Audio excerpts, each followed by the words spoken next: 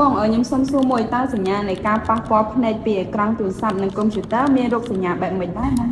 សញ្ញាដែលប៉ះពាល់ទៅលើគ្រឿងអេឡិចត្រូនិកមានរោគសញ្ញាដូចជាភ្នែកហត់នឿយឬក៏ធ្ងន់ភ្នែកស្ងួតរមាស់ភ្នែកក្រហមឬក៏ហូរទឹកភ្នែកដោយសារតែប្រើប្រាស់គ្រឿងអេឡិចត្រូនិកយូរមកពេកធ្វើភ្នែកស្ងួតណាហើយមួយទៀតភ្នែកងាយប្រតិកម្មនឹងពន្លឺហើយ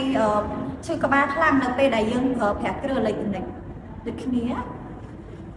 ហាងបន្តាអមប់តិចដែលមានទីតាំងនៅចោមចៅសម្រាប់បងដែលធ្វើដំណើរពីស្ពានអាកាសចោមចៅបងទៅឆ្ពោះមករកផ្លូវវែងស្រេងប្រហែល200ម៉ែត្រពីស្ពាននឹងឃើញហាងបន្តាអមប់តិចនៅឆ្វេងដៃបង